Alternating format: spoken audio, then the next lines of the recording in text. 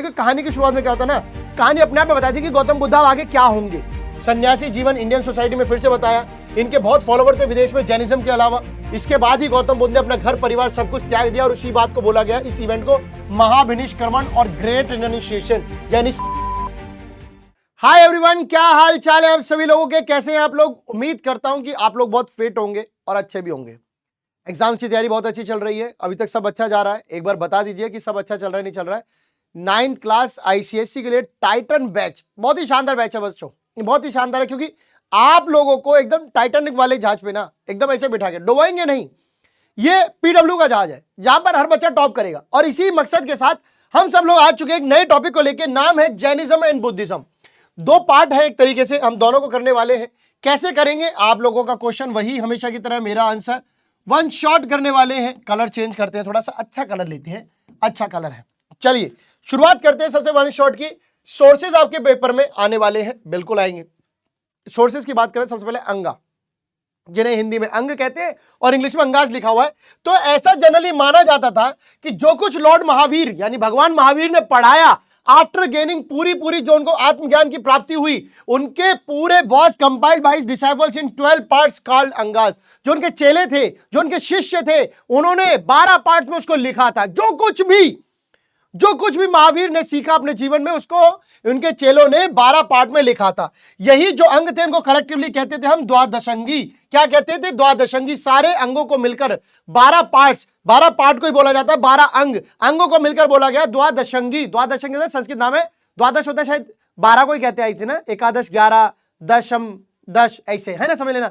सो सबसे पहला इनमें था आचरण सूत्र। आचरण सूत्र के अलावा एक और हुआ था जिसका नाम था और इंपॉर्टेंट भगवती सूत्र। तो 2 उसमें फॉरमोस्ट अंग के जो पार्ट थे उन पार्टों का, एक पार्ट आचरण सूत्र और एक जो है वो भगवती सूत्र बड़ा मशहूर हुआ था। आचरण सूत्र डील करता है कोड ऑफ कंडक्ट, आचार से कैसे रहना है एक जैन मॉन्क को, ठीक है। भगवती सूत्र बताता है कि जैन जो पूरे जैन मॉन्क है उनका कॉम्प्रिहेंसिव मैनर, उनके क्या सिद्धांत है, उनको बड़े पूरे लेवल में एक्सप्लेन किया है। यानी जैन डॉक्ट्राइन बताए गए हैं किसमें? भगवती सूत्र में, जैसे रूल रेगुलेशन, धर्म पालन, ये सब, एंड कोड ऑफ कंडक्ट, आचार बताया गया आचरण सूत्र में। इन्हीं अंगों को बेस पर जो उनके चेले थे, कंपाइल्ड 12 एक्स्ट्रा वर्क या हेल्पफुल वर्क और बनाए थे, जिन्हें हम कहते हैं उपाअंग, यानी अंगों के और सपोर्टिव वर्क उपांग, यानी अंगों का और इंटरनल डिवीजन उपाअंग जो है वो बनाया गया था। ऐसा कहा जाता है कि ये जो अंग और उपाअंग है they were not written for long time, बहुत समय तक लिखे नहीं गए थे, बल्कि ये ओरली पास किए जाते थे। एक नेता या लीडर कह लीजिए, एक टीचर से अपने शिष्यों के बीच में। एक हिस्टोरियन आरसी मजूमदार का तो कहना यह था, toward the close of 4th century BC एक बार एक भूखमरी आई थी साउथ बिहार में, जिसके बाद से आधा हिस्सा जो है वो भद्रबाहु का जो है, जो भद्रबाहु उनके लीडर थे, वो साउथ इंडिया लेके इनको जो है वो चले गए थे जैनों को लेके। बचा हुआ हिस्से ने जो है पाटलिपुत्र यानी बिहार में काउंसिल की थी कि कैसे आगे इन अंगों की नॉलेज को बढ़ाना है, कैसे क्या करना है। एंड रिजल्ट ये हुआ कि ये जो 12 अंग तब जाके बने थे। तो 12 अंग कैसे बने? जो बाकी बचे हुए लोग जो पाटलिपुत्र में थे, एक हिस्सा इनका जो वो आरसी मजूमदार के हिसाब से जो कहना ये था साउथ इंडिया चला गया था। एक और मीटिंग हुई थी वल्लभी गुजरात में 5th-6th सेंचुरी एडी में। A final collection of the scriptures were made for the first time in अर्ध मगधी प्राकृतिक भाषा में, आदि प्राकृतिक भाषा में, आदि मगधी आदि प्राकृतिक भाषा में जो है वो इसकी जो सभा में जो और बाकी की किताबें जो थी आगे जो कलेक्शन था इनके ज्ञान का वो लिखा जा रहा था। ये जो अंगा है they are regarded as the most important part of Jain doctrine, Jain सिद्धांतों का एक इंपॉर्टेंट पार्ट है। दे डिस्कस रिलीजियस राइट्स में, religious rites, stages of a householder life की, एक आदमी की जीवन, मतलब आदमी का जीवन नहीं, मतलब ऐसे घरेलू जीवन कैसा होना चाहिए वैसा, एंड द वो एश्योरिटी ऑफ प्योरिटी, पवित्रता, rule of conduct and other feature of Jain philosophy के बारे में सब कुछ बताया गया है। इन अंगों को पढ़ लेंगे तो आपको जैन डॉक्ट्राइन्स की बहुत सारी नॉलेज मिल जाएगी। त्रिपिटक मतलब 3 पिटक्स, त्रिपिटक मतलब 3 पिटक्स, 3 पिटक मतलब 3 बास्केट बनाई गई। इन बास्केटों में अलग अलग चीजें थी। Tripitaka is the most important literary works of the Buddhist. तो ये किससे रिलेटेड है? बौद्ध धर्म से रिलेटेड है। किस भाषा में लिखे गए थे? पाली भाषा में लिखे गए थे। त्रिपिटिका का मतलब होता है 3 बास्केट, बौद्ध सिद्धांत की 3 टोकरियां। The earliest writings of these text were taken on, पहले कैसे लिखा जाता था? बड़ी बड़ी पत्तियों पे, चौड़ी चौड़ी पत्तियों पे उनको फिर सिला जाता था, फिर उन्हें किताब की तरह रखा जाता था, जैसे पन्ने पलटो तो ऐसे पलटो, है ना। तो देवर स्टार्टिंग में देवर कॉल्ड द 3 बास्केट, तो ऐसे उनको रखा गया। 3 अलग अलग टोकरियां बनाई गई, 3 अलग अलग किताबों के ग्रुप टेक्स्ट सेक्शन मान लीजिए, उसे कहा गया 3 पिटक। जो विनय पिटक था, सुत्त पिटक एंड अभिधम्म पिटक। तो 3 पिटक है, सुत्त पिटक, विनय पिटक एंड अभिधम्म पिटक। विनय पिटक में क्या था? Rule and regulation. ठीक है, इसमें यह भी बताया गया था कि life and teachings of Buddha जो थे, उनकी जो है वो कुछ इंपॉर्टेंट, उनकी इतिहास के बारे में, उनके रिचुअल्स के बारे में, उनके कस्टम, आर्ट, वो सब वो पूरा एकदम उस समय बताया गया था। ठीक है, teachings of Buddha as well as some important aspect of ancient Indian history, Buddha की लाइफ के बारे में, बुद्धा की टीचिंग के बारे में, उस समय का इतिहास कैसा था, उस समय के रिचुअल्स कैसे थे, परंपराएं कैसी थी, वो सब बौद्ध धर्म के टाइम की बताई गई। सुत्त पिटक में क्या डिस्कस किया था?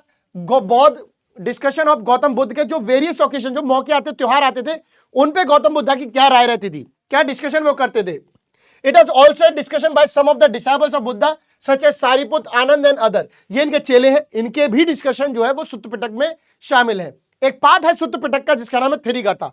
थेरी गाथा जो है वो किसने लिखी थी? कंपोज्ड बाय भिक्खुनीज, जो उनके शिष्य होते थे, उसमें उनके दोहे वगैरह ये शिष्य लिखते थे, जिसमें इन्होंने बताया था भिक्खुनीज वो महिलाएं थी जो महिलाओं के अपने आध्यात्मिक, जो उन्होंने ज्ञान की प्राप्ति की, उसका एक्सपीरियंस, वुमेन की सोशल लाइफ का एक्सपीरियंस, वो सब लिखा था।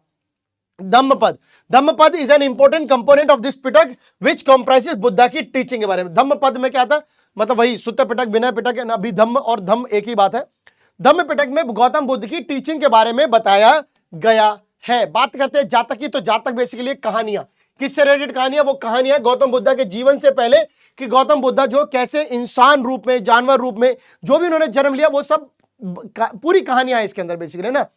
द फ्यूचर बुद्धा में appear in them as a king, उनके लिए बुद्धा किंग के रूप में, हीरो के रूप में, एक भगवान के रूप में, एक हाथी के रूप में, but in whatever form he exhibit some virtues that the tale thereby highlights. देखो कहानी की शुरुआत में क्या होता है ना, कहानी अपने आप में बताती थी कि गौतम बुद्धा आगे क्या होंगे, वो कहानियां मतलब उनके कैरेक्टर से इंस्पायर होकर कहानी बनी हुई थी सारी। ठीक है, तो जहां तक स्टोरी में यह भी बताया गया था, sculpture and painting through out the Buddhist के वर्ल्ड में जो स्कल्पचर बने, मूर्तियां पे जो दीवारों पे जो मूर्तियां बनाई जाती है, वो पूरी सब कुछ, ऑल द बहुत सारी जातक जो है, जो कहानियां they were return from an early period, बहुत शुरुआत से लिखी जाती थी, जिसमें गौतम बुद्धा की जन्म से पहले की बातें भी बताई गई हैं। वेरी लिटिल बायोग्राफिकल मटेरियल उनके बारे में जो है, उनके जीवन के बारे में बहुत कम बातें, जीवन से पहले की कहानियों के बारे में बहुत सारी चीजों की चर्चाएं की गई हैं। हाउएवर द जातक जो है बहुत सारी इंपॉर्टेंट इंफॉर्मेशन आपको political, economic and social conditions पे भी देते हैं, जो उस समय 5th to 7th सेंचुरी बीच में, 5th 6th 2nd सेंचुरी के बीसी तक में जो भी जानकारी थी वो सब मिली है। इसमें आपका बुद्धिस्ट के मॉरल्स, बुद्धिस्ट के एथिक्स, बुद्धिस्ट के प्रिंसिपल्स, वो सब इंफॉर्मेशन आपको जातक पढ़ने पर मिल जाएंगी। What are the causes for the rise of Jainism and Buddhism? तो देखिए, रिएक्शन अगेंस्ट रिचुअलिज्म। हिंदू जो रिचुअल्स थे वो बड़े महंगे थे और बड़े दिखावटी थे, तो इसलिए जैन बौद्ध धर्म को फैलना और फूलना बड़ा आसान था। So ritual ceremonies by then had become very expensive. एक यज्ञ कराना पंडितों के द्वारा बड़ा महंगा पड़ता था, तो ऐसे में उन्हें ऐसे धर्म की तलाश थी जो ऑर्डिनरी पीपल के लिए सहायता कर सके, हेल्प कर सके। So this was an important cause that gives to the faith for the faith that were simple and inexpensive method के यज्ञ को वो चाहते थे। ऐसा धर्म बन के निकला जैन और बौद्ध धर्म। Next is corruption religion. देखिए, in order to increase their own wealth, पुजारी अपनी धन दौलत बढ़ाना चाहते थे, इसलिए वो आम आदमी से बहुत सारे यज्ञ करवाते थे, धन दौलत लूटते थे, दान दक्षिणा बहुत लेते थे। तो इसमें जो है वो लोग खुश नहीं रहते थे, तो इसके लिए क्षत्रिय लोगों ने प्रोटेस्ट किया कि यार ये सब तो बेकार की चीजें। तो कॉमन मैन जो है वो बिल्कुल इस चीज के एटीट्यूड से प्रीस्ट के खिलाफ था, ऐसा नहीं होना चाहिए। Rigid caste system. अब देखिए क्या था, हिंदू धर्म में ब्राह्मण, क्षत्रिय, वैश्य, शूद्र बना रखे थे। अब इस कास्ट सिस्टम में कोई दूसरी कास्ट में नहीं आ सकता, शादी नहीं कर सकता, बहुत सारी चीजें मतलब उस समय चल रही थी। तो मतलब कोई भी सोशल मोबिलिटी एक कास्ट से दूसरी कास्ट में नहीं थी। तो एक पर्सन एक कास्ट का होकर दूसरी कास्ट का मेंबर नहीं हो सकता था। So there were restriction on the caste, on food, drinks, marriage, शादी भी नहीं हो सकती थी। तो इसलिए भी लोगों को जो है दूसरे धर्म की तलाश थी। Difficult language. हिंदू धर्म में सारे काम संस्कृत भाषा में होते थे, वो सब बिल्कुल मतलब लोगों को समझ में नहीं आती थी वैदिक। तो प्रीस्ट क्लास उसी में पूजा पाठ करती थी, उसी में बातचीत करती थी। तो वो ऐसे में जो है जब कॉमन पीपल कनेक्ट ही नहीं कर पा रहा तो क्या फायदा। So many people begin to look for an alternative religion, जिसमें ऐसी भाषा हो जिसे वो आसानी से समझ सके और कर सके। पॉलिटिकल सिचुएशन, अब बहुत सारे ऐसे राजा थे, जैसे मगध के राजा बिंबिसार हो गए, अजातशत्रु हो गए, इन्होंने बौद्ध धर्म, जैन धर्म को बहुत प्रमोट किया। एग्रीकल्चर इकोनॉमी, क्योंकि हम जानते हैं जब आयरन जब खोज हो गई थी तो उसकी वजह से क्या हल वल बनने लगे। तो उसके बाद वो लोग जो है such farmers need a religion that would give protection to the animals. अब जब खुरपी से काट रहे हैं एनिमल्स को, उस पर मतलब टांग कर बैल हल चला रहे हैं, तो उनको लगता है कि ऐसा धर्म चाहिए जिसमें जानवरों के लिए सहायता हो, जानवरों पर इतना अत्याचार ना हो। तो इसलिए भी जो है वो गौतम बुद्ध धर्म जो है ये फेमस हो रहे थे, क्योंकि ये सब लोग जो आपको पता है नॉन वायलेंस के प्रति चलते थे, चींटी भी नहीं मरनी चाहिए, पैर इस तरीके से। तो ऐसे ये जैन सिंबल है, इसमें आप में जो 4 डॉट मिलेंगे, ये 4 डॉट, 2 तो एच है, हेवन एंड ह्यूमन है। इंसान हेवन में जाएगा, एनिमल हेल में जाएगा। ये समझ लो कि जो हेवन में जाएगा वो ह्यूमन होगा, एच एच, एनिमल जाएगा हेल में। अगर आप एनिमल बनते हो, जानवर बनते हो, तो आप हेल में जाओगे। ये जो हाथ में जो थंब का प्रतीक है, नॉन वायलेंस है, ठीक है। अगर आप ऐसा करो तो भाई रुक जा रुक जा रुक जा, लड़ाई के लिए। ये सिंबल जो है वो 1975 में अडॉप्ट किया गया था ऑन द ओकेजन ऑफ जब 25वां निर्वाण एनिवर्सरी थी महावीरा की। ये जो ऊपर 3 डॉट है, इसके ऊपर तीनों बातें हैं, right faith, right knowledge and right conduct. अच्छी नॉलेज, अच्छा विश्वास, अच्छा आचार, ठीक है। यहां पर जो है वो आत्मा जो आजाद आत्मा है उनका चिन्ह है, ठीक है। तो आगे चलते हैं। डिक्लाइन ऑफ जैनिज्म क्यों हुआ फिर ऐसे? तो देखिए, जैनिज्म प्रीच रिजिड ऑस्टेरिटी, वो बहुत ज्यादा पवित्रता की तरफ चले गए थे कि भाई इतनी अहिंसा की थ्योरी होगी कि लोग, एक बात बताओ, पैर कैसे रखोगे चींटी ना मर जाए, फिर तो मैं चल ही नहीं पाऊंगा। लोग जो है इवन कपड़े झरकारो मत, ऐसे साफ मत करो, कोई चींटी वीटी मर गई हवा में तो। So the religion did not spread to foreign countries, ये भी एक चीज थी, क्योंकि इनके पास अपने मिशनरीज के कोई एफर्ट नहीं थे जो बाहर जाके लोगों को बता सके कि जैन धर्म बौद्ध धर्म भी होता है। Jainism did not gate royal patronage, Jainism को जो राजा महाराज से कोई ज्यादा सपोर्ट नहीं मिला था, है ना। इन कॉन्ट्रास्ट बुद्धिज्म को जो फिर भी बहुत सपोर्ट मिला था, जैनिज्म को नहीं मिला। देखिए, डिक्लाइन ऑफ जैनिज्म पढ़ रहे हैं, जैनिज्म को नहीं मिला, बुद्धिज्म को मिला था। बुद्धिज्म को राजा अशोक हर्ष कनिष्क ने अपनाया, तो यहां पर इनको जैनिज्म को सपोर्ट नहीं मिला। तो जैनिज्म ने इक्वालिटी ऑफ मैन की बात करी थी, बट ये पूरी तरीके से सोसाइटी में हाई क्लास पीपल, यानी हाई क्लास मैन और लो क्लास मैन को बराबर नहीं कर पाए थे। गुप्त पीरियड के टाइम पर या बाद में हिंदुइज्म एक बार फिर से उठ रहा था, जो कुछ उसमें चेंज करने थे वो अच्छे बने, और जैनिज्म इसलिए कुछ इलाकों तक ही कंट्री में लिमिट होके रह गया, इसलिए जैनिज्म गिरा। बात करते हैं बौद्ध धर्म की। बौद्ध धर्म आप जानते हैं मिडवे का रास्ता था हिंदुइज्म और जैनिज्म। जब हिंदुइज्म से परेशान हुए जैनिज्म पे गए, जैनिज्म से मुसीबतें आई तो बुद्धिज्म में आई, ठीक है। तो बुद्धिज्म ने जो है अगेन सन्यासी जीवन इंडियन सोसाइटी में फिर से बताया। इनके बहुत फॉलोवर थे विदेश में जैनिज्म के अलावा, और ऊपर से हिंदुस्तान से आता तो बाहर इनको बहुत मानते हैं। आप श्रीलंका में देख लीजिए, Buddhism is one of the imprints that India has left to other civilization. तो और जो विश्व की सिविलाइजेशन थी उनमें बौद्ध धर्म का बहुत बड़ा रोल रहा है। आगे चलते हैं। बौद्ध धर्म जो है बुद्धिज्म के फाउंडर बोले जाता है, क्षत्रिय वंश से ये आते हैं। इनका जन्म 560 लुम्बिनी कपिलवस्तु नियर नेपाल में हुआ था। इनका बचपन का नाम सिद्धार्थ था। इनके फादर का नाम शुद्धोधन था, जो कि रूलर थे कपिलवस्तु के, ठीक है। इनकी शादी जो है राजकुमारी से हुई थी जिनका नाम यशोधरा था। बेटा हुआ उसका नाम राहुल था। पूरा परिवार मैंने आपको बता दिया है।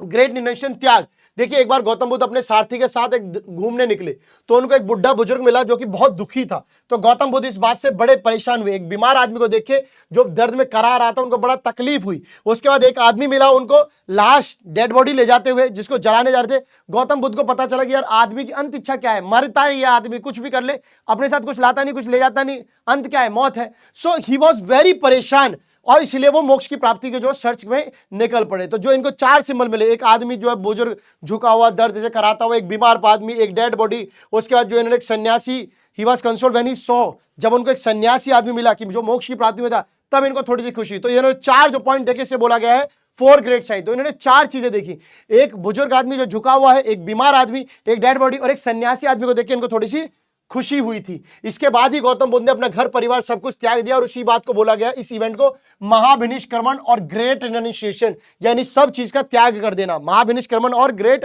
रिनाउंसिएशन, जब ये घर से बाहर निकले सच की तलाश में, गौतम बुद्ध कई सालों तक एक जगह से दूसरे जगह भटकते रहे। उसके बाद इन्होंने कुछ अच्छे टीचरों के ट्रेनिंग ली, अच्छे टीचरों के साथ ट्रेनिंग ली, पढ़ाई करी राजगृह बिहार में।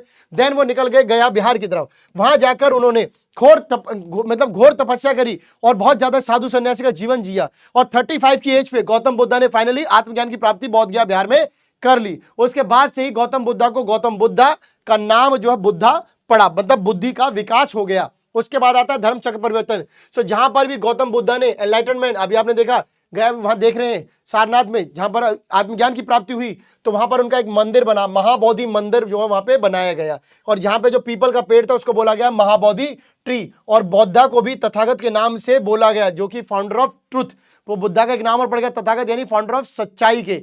आफ्टर द आत्मज्ञान की प्राप्ति उसके बाद उन्होंने धर्म की मतलब प्रीचिंग करने के, उपदेश देने के लिए लोगों को बताने लगे। तो उन्होंने पहला उपदेश, पहला अपना जो भाषण है वो सारनाथ में दिया था, near Varanasi, in the presence of 5 सन्यासी बच्चों के सामने, साधुओं के सामने पहली बार जो अपना उपदेश दिया। उपदेश मतलब अपनी पहली स्पीच दी। This event in the history of Buddhism is known as Dharma Chakra परिवर्तन।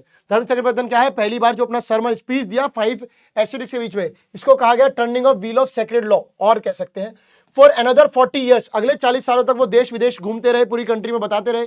इसीलिए उन्होंने एक एसोसिएशन भी बनाई थी, इसका नाम था बौद्ध संघ एट मगध, ठीक है, Bihar. He had also a large number of followers भी थे, जिसमें मगध, कोशाल और कौशाम्बी के कई सारे लोग उनको फॉलो करते, राजा भी फॉलो करते थे।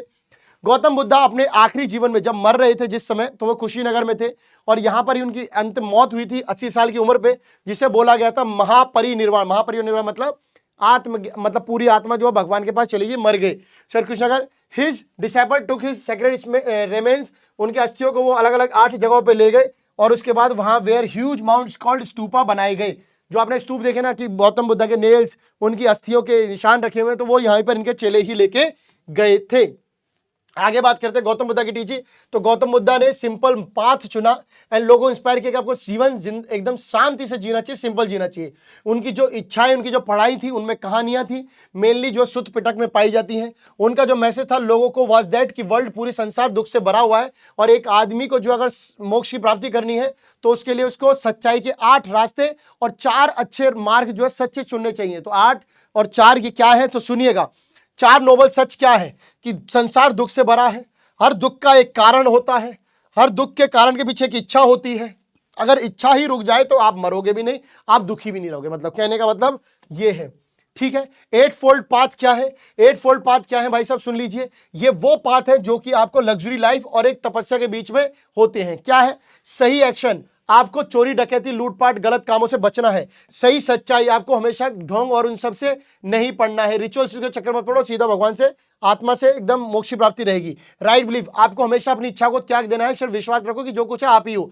राइट लिविंग, आपको सही रहना है, आपको कोई किसी का धोखाधड़ी नहीं करना है। राइट स्पीच, आपको सच बोलना है, आपको सच बोलना है। राइट एफर्ट, हमेशा अपने काम और मेहनत करते रहिए, दूसरों को भला करते रहिए। राइट रिकलेक्शन, हमेशा पवित्र चीजों के बारे में बोलिए, पवित्र चीजों को ही अपने पास रखिए।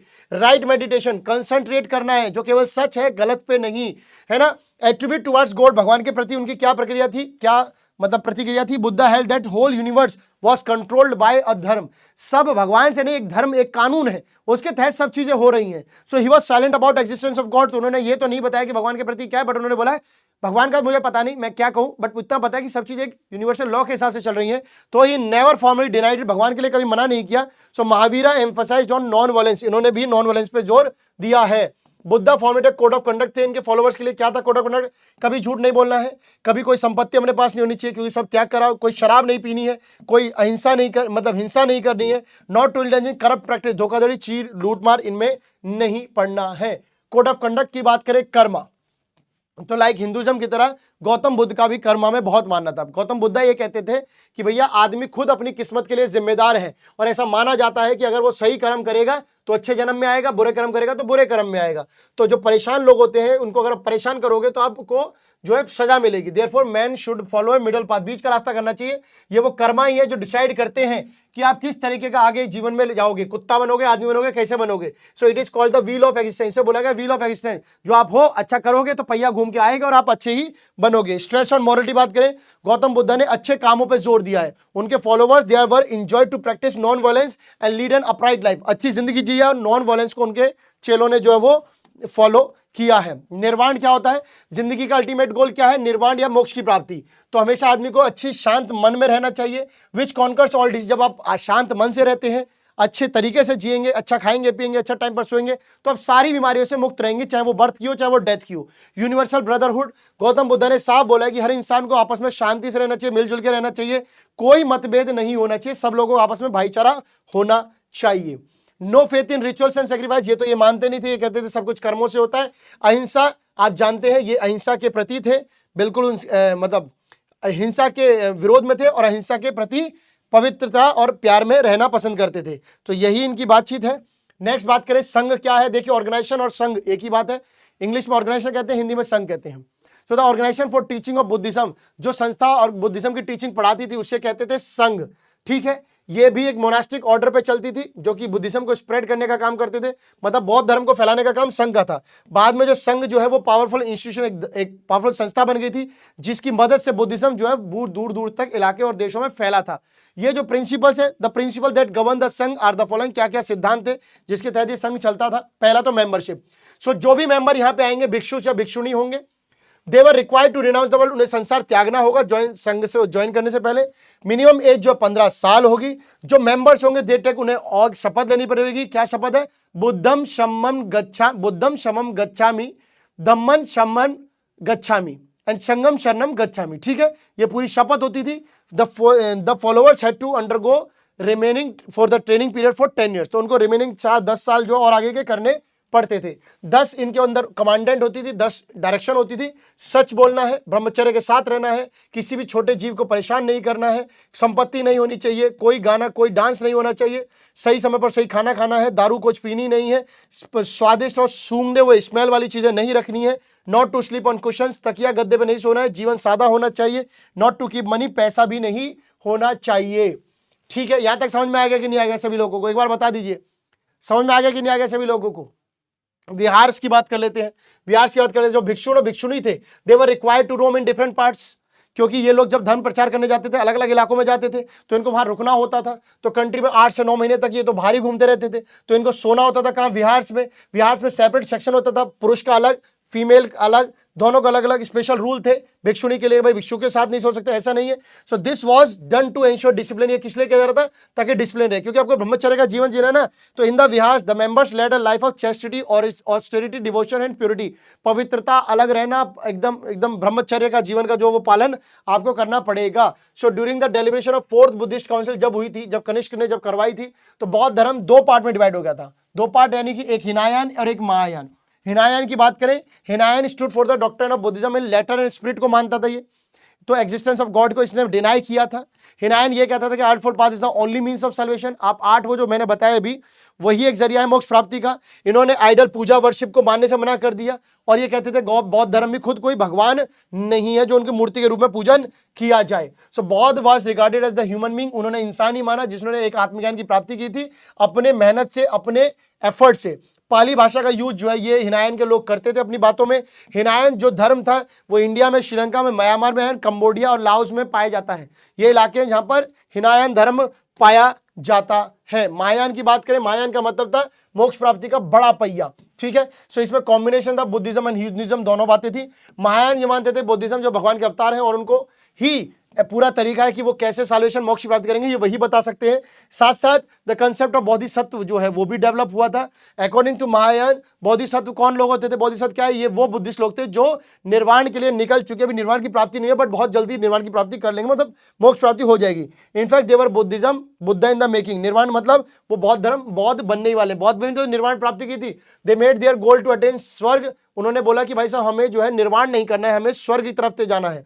तो the worship of images of Buddha and Bodhisattva यहां पर की गई थी, वहां नहीं मानी गई थी। बुद्धिस्ट जो स्कॉलर थे नागार्जुन असंगा, उन्होंने महायान सेक्ट को स्थापित किया था अपनी भाषा में, जो उन्होंने संस्कृत भाषा का यूज किया था। कनिष्क जो है वो महायान के फॉलोवर थे, and the followers of this Mahayana sect found in north western part, south eastern Asian countries, China and Japan में इनके फॉलोवर्स पाए जाते हैं। क्लियर है? आगे चलते हैं। इंपैक्ट क्या था बुद्धिज्म का? बुद्धिज्म का क्या इंपैक्ट पड़ा भाई साहब?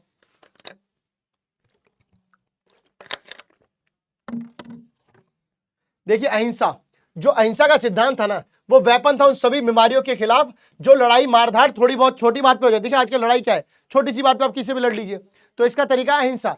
After the rise of Buddhism, animal protection became a new culture, जानवर को बचाने का एक नया कल्चर आ गया था। Influence on religious life, Buddhism ने हिंदुइज्म को चैलेंज प्रोवाइड किया, क्योंकि they soon started reform movement within Hinduism. जब बुद्धिज्म ने चैलेंज दिया हिंदुइज्म को, तो हिंदुइज्म के ऊपर चैलेंज की बात है कि यार लोग हमारे धर्म को छोड़ के बुद्धिज्म को फॉलो करें, तो हिंदू धर्म ने अपने आप में बदलाव करना शुरू कर दिया। एंड द कॉस्टली यज्ञ and sacrifice and rigidity of caste system were done away with. तो यही सब चीजों की वजह से जो आप देखेंगे बुद्धिज्म को जो है इंपैक्ट पड़ रहा था, ये सब चीजें जो है वो दूर जाने लगी थी। Influence on social life, Buddhism ने स्ट्रॉन्ग किया क्या? Intellectual tradition and expose the weakness in our society. हमारे समाज में क्या कमी थी, क्या स्ट्रॉन्गनेस, सब बताया। जो हमारी सोसाइटी में वीकर लोग होते थे, who had been subjected to many atrocities, जिन पे लोग अत्याचार करते थे, got an opportunity to have their say in the matter of political and social life. अब नाउ वो जो लोग बौद्ध धर्म को मानते थे, तो वो लोग अपनी बात कह सकते हैं, क्योंकि वहां पे सब लोग इक्वल थे। पहले हिंदू धर्म में इक्वल नहीं थे, ब्राह्मण क्षत्रिय वैश्य शूद्र इस तरीके से होता था। पॉलिटिकल इंपैक्ट क्या बढ़ा? शाक्य वज्जी जो मल्ला रूलर थे, उन्होंने भी बौद्ध धर्म को अपनाया। कनिष्क और अशोका ने तो इस धर्म को अपना के बहुत स्वागत भी किया था। कल्चरल इंपैक्ट क्या हुआ? बुद्धिज्म जो है south east Asia, China, Japan तक फैला था, बहुत दूर दूर देश तक गया था। इसमें इज्जत इंडिया की बढ़ रही थी and there emerge close cultural contact between these countries के साथ हिंदुस्तान के साथ अच्छा चल रहा था। बुद्धिज्म ने तो फिर जो है डिफरेंट कल्चर के बीच में कनेक्टिविटी का काम भी करके दिखाया था। लैंग्वेज एंड लिटरेचर की बात करें तो त्रिपिटक और जातक जो है वो मोस्ट इंपोर्टेंट लिटरेचर रहे हैं बुद्धिस्ट में, ठीक है। इसके अलावा अदर लिटरेचर में आपको देखेंगे पाली लैंग्वेज में महावंशा, दीपावंशा लिखी गई, दिव्यदान, ललित विस्तारा, सौद्रनंद, बौद्ध चरिता, ये सब भी लिखी गई थी। ये सब संस्कृत भाषा में भी लिखी गई थी, ठीक है। आर्ट एंड आर्किटेक्चर की बात करें तो बौद्ध धर्म ने बहुत सारा कंट्रीब्यूशन दिया है आर्ट एंड आर्किटेक्चर को, जैसे स्तूप बनाए, चैत्य बनाए, विहार बनाए, रॉक कट टेम्पल बनाए, ये सब जो है वो बौद्ध धर्म में आपको देखेंगे, जहां पर स्तूप तो आप जानते हैं टीथ, बोन और ये सब रखे गए थे। चैत्यास वर रेक्टेंगुलर हॉल्स होते थे जिनमें पूजा की जाती थी। विहार जो होते थे उसमें लोग रुकते थे जाकर। इवन ड्यूरिंग मौर्यन टाइम से बहुत सारे जो राजाओं के टाइम पर आप देखेंगे तो आपको उनमें से एक राजा अशोका मिलेंगे जिन्होंने स्टोन कट पत्थर ये सब बनवाए, और जिसके लिए हाई टेक्निकल स्किल की जरूरत थी। पत्थर से शक्ल बनाना कोई आसान नहीं है, आज आप देखिए कितने सारे लोग बनाते हैं, पहले तो बहुत मुश्किल था। बुद्धिज्म फिर डिक्लाइन क्यों हुआ, देखिए split, the division of Buddhism, Hinayana बुनायन एक चेंज था। पॉपुलैरिटी एंड प्रेस्टीज ज्यादा फैल नहीं पाई थी। Difference began to surface right from the second Buddhist council के बाद जो डिवीजन दिख रहा था, भेद दिख रहा था, डिवीजन हुआ था सेकंड बुद्धिस्ट काउंसिल से, ये बुद्धिज्म में थोड़ा गिरान, महायान बुद्धिज्म और हिनायन बुद्धिज्म हो गया था। हिनायन बुद्धिज्म 2 मेजर सेक्ट थे, देयर वर, इसके अलावा 16 और डिवीजन हुए और हर एक के अपने अपने फॉलोवर थे, इसलिए भी हुआ। दूसरा था लैंग्वेज, बुद्धिज्म ने जो कुछ दिया वो पाली भाषा में दिया। बुद्धिज्म के मानने के बाद संस्कृत जो है लैंग्वेज बन चुकी थी अपर क्लास की और उसी को लोग अपना रहे थे। करप्शन हो गया संघ, पर बुद्धिज्म के बाद मॉन्क, भिक्षुणी और भिक्षु संघ रहने लग गए भाई साहब। अब जो स्पिरिचुअल लाइफ खत्म हो गई, क्योंकि अब तो वो जो है स्वर्ग की जिंदगी जीने लग गए। रिफॉर्म्स इन हिंदुइज्म, बौद्ध धर्म के बाद जब हिंदू धर्म को चैलेंज मिला तो हिंदू धर्म ने अपने अंदर बदलाव किया। इवन फॉरेन ट्रेडर्स ने भी आके हिंदू धर्म की प्रशंसा की और उन्होंने अडॉप्ट किया, इसलिए भी बौद्ध धर्म हल्के में पड़ गया। इन्वेजन, जो बाहर से अटैक कर आए थे टर्किश लोग, उन्होंने देखा कि भाई जहां पर बौद्ध धर्म की जो मोनेस्ट्री में धन दौलत थी वो लूट ली। अब जब उसके बाद दौलत लूट ली तो उसके बाद उनको फोर्स किया मॉन्क्स को कि आप यहाँ से, हमने तो संपत्ति लूट ली, हमारा कब्जा हो गया, भागो। तो इसलिए बौद्ध धर्म को फैलाने को, प्रचार प्रसार करने वाले लोगों की कमी हो गई। एंड ऑफ रॉयल पैट्रोनेज, जो राजपूत रूलर जो थे वो भाई साहब थे मारकाट, शास्त्रीय किस लिए होता है, लड़ाई मारकाट के लिए। जो वो बौद्ध धर्म को पहले अपना चुके थे उनके हिसाब से हम मारकाट नहीं कर सकते, और जब मारकाट नहीं कर सकते तो फिर अब तुम क्षत्रिय किस बात के, तो वो बोले भैया हम तो क्षत्रिय रहेंगे, हमें मारकाट तो करनी है। तो इसलिए भी उन लोगों ने जो है हिंदू गॉड्स वगैरह को वापस अपनाया और बौद्ध धर्म को छोड़ दिया।